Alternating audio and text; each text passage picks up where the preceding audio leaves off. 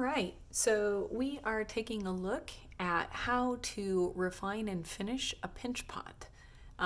So this is the pinch pot that I started in our Zoom chat today, and it was just a ball of clay before, and now you can see the walls are thinner than my pinky or number 2 pencil, just as expected, and it is fairly relative to a half sphere form, which is what our goal is. By the time I finish with addressing these cracks, which is the subject of this video, it will be much closer to my intended form. Okay, so what I need to be successful with this technique is, of course, a pinch pot. And then I also like to have a container of water, a damp sponge, a towel for my hands, and then the 2 featured tools here are these bad boys. We've got the serrated rib and the flat rib. Now, the other thing that I have is I have just a little ring of clay that I made. This is really soft and plastic. I can reuse it again after I'm finished with this, but it'll be really helpful for me to be able to set the pinch pot right side up so that it doesn't damage the round bottom of the piece and I can still work up on the lip. Okay, so now that I have all my tools, let's actually look at what I'm going to be doing. First thing I want to do is look at the lip and how level it is. So right now I can see that this is the lowest point, and you want to make sure that you can identify where the lowest point in your lip is. But overall, my lip is really fairly level. Yes, there's some dips and bobs, but they're not extremely significant. And I'll tell you that this is a product of the method of pinching that I'm using, where I pinch slowly to increase height, as well as I'm focusing on isolated areas. So I start down at the bottom and work in a circular motion, and then I move up to the next level in a circular motion, and that is around this entire area, circular motion, and then I expand to the next level, expand to the next level, and this process takes a fair amount of time, and there's not a lot of sight involved. Instead, it's much more about feeling. So what I'm going to be working on is how to address these cracks, as well as how to level the lip. Now, you'll also notice the outside body of the piece as well as the inside of the piece have very few cracks and dings, and again, this is due to my method of pinching. There are a few, like these areas here, and I'll show you how to address those as well. Okay, so let's get this started. Okay, so now I'm going to first work on the area of the piece that has the lowest dip in the lip. And so that was this area here, and I even have a little bit of a tear, and that happens sometimes, so we're gonna address that first. What I'm going to do is use both my thumb and my pointer finger to kind of grab the clay so that I am able to brace it on both sides. Then I'm going to use the serrated rib tool. I'm going to dip it in some water, and then I will wipe it off, the excess water, onto a sponge. And so what I'm going to do is hold the clay firmly on both sides. I'm not actually pinching, and I'm going to use the serrated rib tool to start leveling the clay to the same level. You'll notice I'm scratching it on all different directions, so side to side, and at an angle, whatever it is I need to do. Now, as I'm doing this, I start to accumulate a fair amount of clay on the tool. And I don't want that because that's going to mess up my accuracy, so I need to wipe it off onto the damp sponge. That's another useful tool for the sponge. Now, I'm going to continue this around the entire piece, but I still have this crack that I need to deal with. So there's a couple of things that I can do. I can actually score and attach these two pieces by folding them over one another. That's one option. Or I can actually score and insert a little bit of clay. Now, being that I don't feel my form is exactly a half sphere, I don't want to make it more narrow, because if I fold it over, it's going to make it more narrow. So since I don't want to make it more narrow, I'm going to actually add clay in there. So to do this,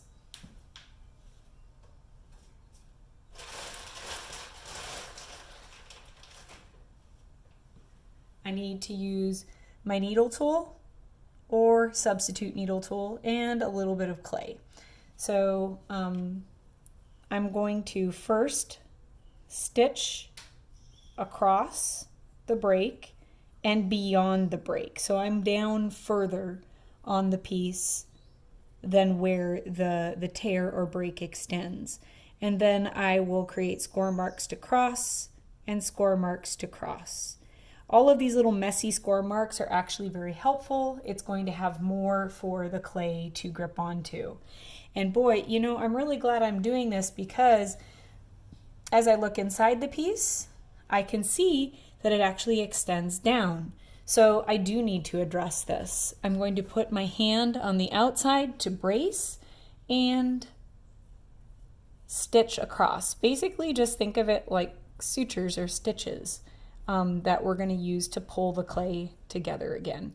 This one down here actually was just a crack. It wasn't actually a tear, but it seemed related to this because of the position, so I'm going to address it in the same manner. I'm also scoring in this thickness area, and when I'm doing that, I'm actually kind of pulling the clay together. So it has an added benefit. Now I'm going to take my little bit of extra clay and I'm going to make a patch. So just tear off a little bit that is relative to the size and shape of what I need. It's kind of triangular, so we have something here. But this side is actually closed, so I'm going to apply the patch on this side instead, because that's where it's open. And to do that, I need to have a little bit of water. I can just pick it up with my finger, and I can add just a little bit. You don't need much. And I'm going to tap it until it gets cloudy. And so that is actually slip. And I'm going to score my patch and add a little bit of water to my patch, tap it until it gets cloudy, and then attach it accordingly. And so I'm pressing it firmly, but supporting it on the inside as well so I don't tear it. I like to keep my hands clean when I'm working, and that's where my little surgical towel comes in. So I'm using that often on my hands, and also keep my tools clean. Especially if you're working at home, this is very useful. So now my patch looks kind of janky and it's not really holding on to much of anything. So that's where I'm going to use my serrated rib tool once again, and again brace the inside of the piece with your weaker hand, and you're going to pull the excess of the patch across onto the body of the piece so it has stability. And so now, if I show you what I've got going on, that crack is actually closed. You can see it from the top. It doesn't look great yet, but by the time I'm finished, it will. So that's how you deal with a small tear or crack that's pretty deep. Now, if you have them all over your piece, it is probably in your best interest to start all over again. And you need to go slower if that's the case. Because as long as you're keeping your hands slightly damp while you're pinching, you should not have problems with your clay cracking too terribly bad. So what I'm going to do is I'm just going to continue using the serrated rib tool. My goal here is not so much what it looks like from this view because it looks kind of icky. It's not consistent in thickness, it's kind of floppy. But my goal is to look at it from this view, and I want to make it as level as possible. So I can see like right here, this is a little bit more elevated. And so the way that I do this is I actually get down to eye level when I'm working. And so I'm going to just tilt the piece on my little clay ring here so you can see it better. And so this is a work in progress as I continue around. Again, remember to brace it with your forefinger and your thumb as you continue around. If you have any more structural tears or cracks, you know how to address them and do so accordingly. So I'm going to continue doing that around my piece, and I'll show you what's next. Oh, one more thing too, as I'm doing this, a really common perception that students have is if they have an uneven lip, they should cut it off. Please, I do not recommend that you use knives. Don't use knives to cut off the edge of your lip because it will become more uneven. And this process that we're using with the serrated rib tool will actually compress your lip and make it stronger. The knives are actually going to create more work for you, even if they're a nice sharp knife. So please keep that in mind. All right, so I'm going to finish this leveling the lip, and then I'll show you what I do with it next. Okay, so I've gone around the piece almost all the way around. So I have a fairly level lip, and that's all I'm looking at right now is how level it is. If you look at it from this perspective, it actually looks pretty janky. It's like all sloppy, and what you're actually going to notice is the clay has started to fold over on the edge a little bit. And so I'm going to show you how to address that in just a moment. But as I was doing this, I found another low spot. This one right here is lower than the rest of the lip, and I really don't want to lower the rest of the lip that far. So what I can do right here is I can actually score on the top of the lip, and I can add a little bit of clay that way. So I'm going to score. And this is also kind of stitching together because there was a little bit of a crack here. So that's also stitching that together, which is helpful. Again, add a little bit of water for some slip.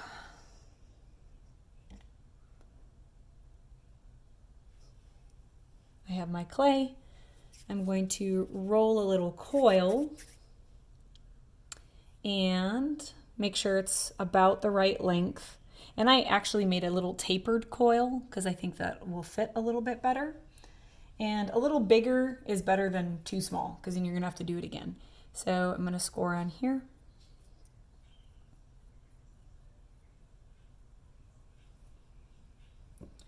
Add some slip or water.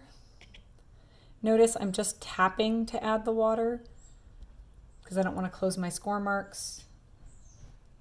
And so then I'm going to add my coil, press it down just a bit. And then you can see my height is a little bit more accurate. And now I just need to go through with my serrated rib and get it to level down to the rest of the lip. Now, when you think you've got the lip going on and you think it's all pretty level, what you need to do, of course, is actually look at it from the side profile and check. The other thing you can do is flip it upside down on the table and get down to eye level and look at it that way. Okay, so let's assume that this is level. What I need to do now is deal with this floppy hanging over the edge stuff. And it's not just hanging over the edge on the front, but it's also hanging, on the inside, but it's also hanging over the edge on the outside. And so that's a little bit of a problem that we got to deal with. The best way to deal with that is again with the serrated rib. So I'm going to change camera angles here so that you can see a little bit more clearly. Okay, so what I'm going to do is use the serrated rib tool, and I'm going to just scrape off kind of at a 45 downward angle that excess of clay. And you can see it took off a fair amount just by that little motion. So I'm going to repeat this so you can see what I'm talking about. I usually like to use the curved end of it because it fits into the curve that we have here.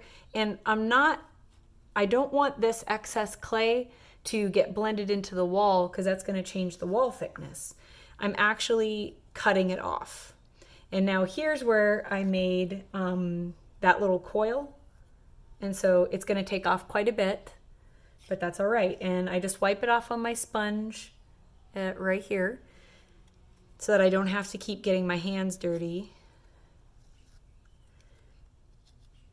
And I have a little bit of a flexing crack here, so I can come in with my needle. And actually that is not what I thought it was, so that's good. That is just the excess clay hanging off. So I'm going to go around and cut off the excess clay. Now, not only do I do it on the inside, I need to also do it on the outside. And when I do that, you can actually start to see the true thickness of the clay and how truly round it is.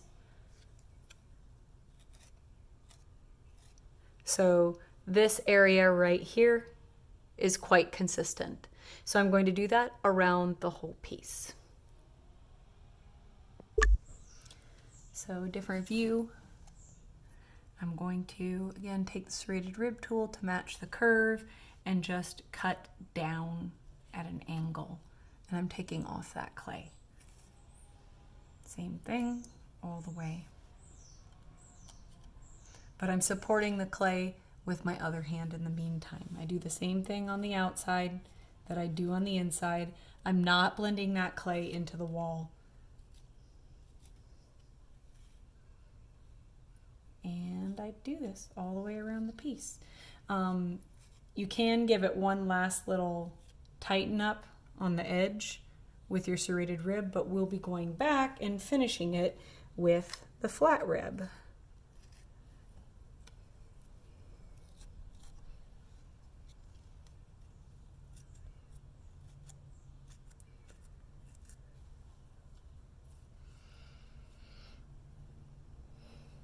So you can see right here.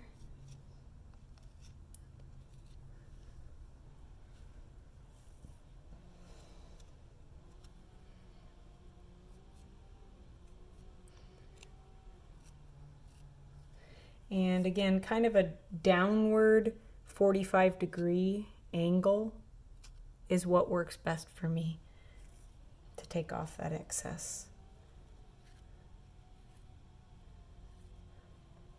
You're not trying to cut into the body of the piece.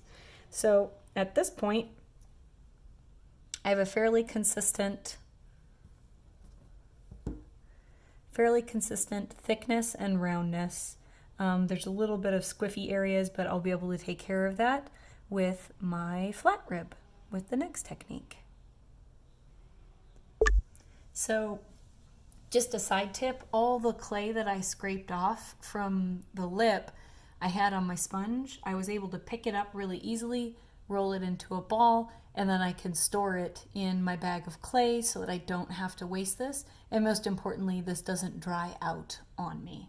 Okay, so to finish up this technique, I'm now going to be using the flat or smooth or finishing rib or kidney. So I'm going to use it in a similar manner. I like to use the rounded portion of the rib, not the sharp, okay? Because this will actually create cuts and gouges in your piece. So I'm going to dip this in the water, wipe it off on the sponge, and then I'm going to use this to actually compress the lip and make it smooth and finished. So I'm holding onto the piece and then just gliding the rib over. Whenever I collect clay, wipe it off because otherwise that's going to make marks on your piece. I am applying a fair amount of pressure while I'm doing this because I am compressing the clay. I'm not just smoothing it out. And it'll go faster if you apply some pressure. Now, if it does get, like in this case, it kind of overlaps some clay a little bit because I think that's where I put that little coil. I can go back and address that with my serrated rib. But besides just doing the top of the lip, I'm also going to do the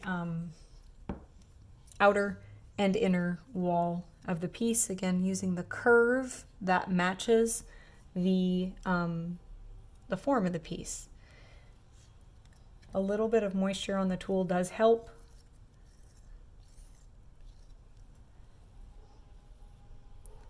So after I've done, so this area I've actually addressed, but you can see I've got some little floppy bits there. That's where I use my fingers with just a little bit of water, a little more than what I would normally use, and I'm going to go back and finish this area with just enough water that I'm not eroding away the clay, and I'm certainly not weakening it, but so that it looks tight and finished. All of these little cracks and stuff down here, I need to actually scrape up and clean up with the serrated rib. Areas like this and this, any cracks on the body, all also need to be addressed with the serrated rib in this manner. Scratch in multiple directions. These little cracks and indents on the body are a little bit easier to address, but if you have fewer of them, it takes even less time. Now I go back with the flat rib, again using the round portion of the flat rib, and I'm able to, with some pressure, compress those cracks out so they are gone and they are not a problem for my piece. So I continue around the lip with the flat rib to finish it up. Whew! Okay, so now I have addressed my lip. You can see it's mostly level. I did do this rather quickly, so I think that there would be things that I would further address, like there's a little dip here, things like that. But for the most part, it is quite even all the way around. It's mostly level. I think I just warped it picking up there, but it's mostly level. And so I can see some high points. What I would do is actually flip it upside down and get eye level on the table to see where I need to continue addressing it. Please note, if you think you can just use a sponge or something like that to address this, it will be very evident as the clay will erode away and the fine particles will erode away, and all that you'll be left with is the larger grog particles, and it says without a doubt that it was done with a sponge, and it doesn't allow much for you to work with beyond that. So, and I can see like little areas here that I need to address. I would scratch them down with my serrated rib, and then I would go back with my flat rib. You'll be able to see your clay much better than me because I'm doing a demonstration here in front of a little camera. So